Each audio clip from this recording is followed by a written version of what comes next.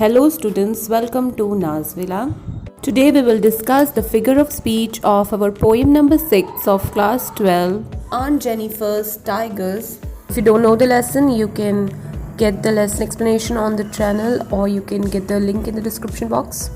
But before that, let's get to discuss a little bit of introduction about your syllabus. The entire syllabus of this year has been uploaded on the channel. If you visit the channel, you can search the video from below here. If you keep scrolling, you will get all the videos.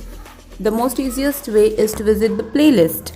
As you click here, you will see all the playlist of all the subject and all the class-wise division being done. ये playlist हमेशा update होती रहती है, तो keep on tracking those.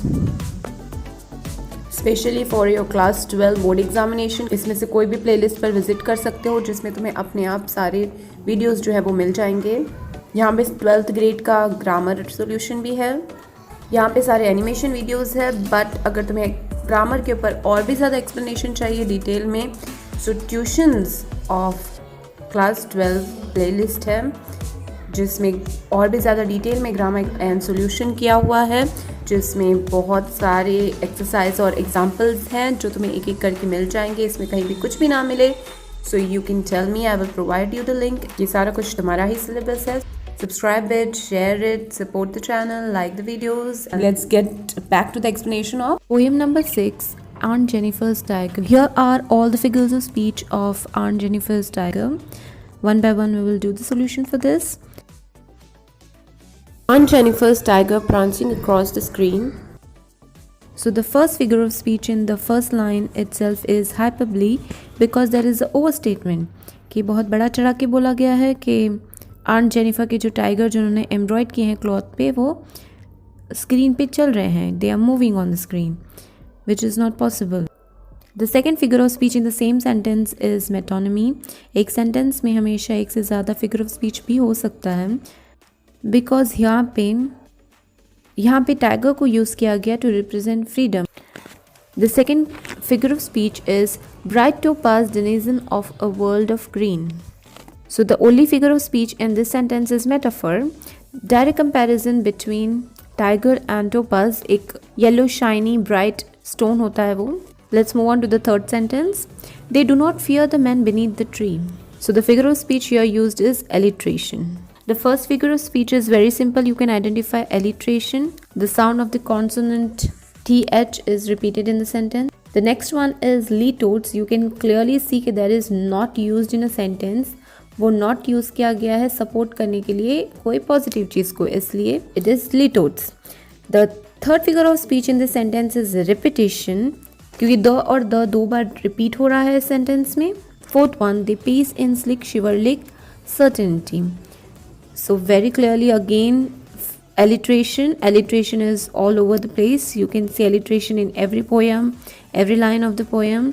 Here also the sound of the consonant is repeated. Fifth one, Aunt Jenifer's tiger fluttering through her wool find even the ivory needle hard to pull. So the figure of speech used in this sentence is first one, very common one, alliteration, finger and fluttering, ff. The next figure of speech is synecdoche because the finger is used to represent Aunt Jenifer. The next figure of speech is internal rhyme because you can clearly see wool and pull. Both words are rhyming in the sentence. So internal rhyme. Sixth one, the massive weight of uncle's wedding band. Consonant W is repeated. The first one is always alliteration. The second is metonymy. Why metonymy? क्योंकि यहाँ पे wedding band word use किया गया है uncle के torture को बताने के लिए. तो इंस्टेड ऑफ अंकल्स टॉर्चर यहाँ पे बोला गया है अंकल्स वेडिंग बैंड. इस seventh one, sits heavily upon aunt Jennifer's hand. So first one is alliteration. You can see alliteration in almost every line. H is repeated. The sound of consonant H, heavy and hand. The next one is synecdoche because again जैसे उसमें fingers use हुए थे, यहाँ पे hands use किया गया है to represent aunt Jennifer. Okay, a part of a body hand is use to represent aunt Jennifer. Eighth one, When aunt is dead, her terrified hands will lie. The first figure of speech is, as always, alliteration because her or hand में h repeat हो रहा है. The next figure of speech is synecdoche because again you can see terrified hands. तो यहाँ पे a part of the body hand use किया गया है represent करने के लिए for the whole person. The next figure of speech in the same sentence is transferred epithet. So what is transferred here? Terrified. Okay, so who is terrified? The action of terrifying is transferred from Aunt Jenifer to her hands. Okay, तो इसीलिए transferred epithet. So यहाँ पे hands terrified नहीं है. कौन terrified है? Aunt Jenifer. Action को transfer कर दिया गया है to the hands. Ninth one, still ringed with ordeals, she was mastered by. So यहाँ पे the first figure of speech you can find is Anastrophe या तो inversion. Ordeals she was mastered by. तो उसकी जगह पे the correct sentence will be she was mastered by the ordeals. The order of the sentence is rearranged, that is why it is Anastrophe. Metaphor. एक छोटा सा minute सा comparison किया गया है. ऑर्डिल्स का मतलब होता है बुरे एक्सपीरियंस को. ऐसा कहा गया है दैट बुरा एक्सपीरियंस जो है वो रिंग्ड है.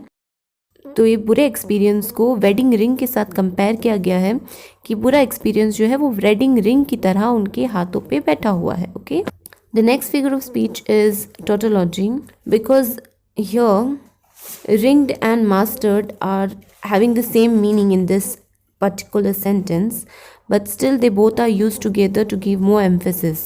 And is still ringed or still mastered by. Okay, so that is why tautology.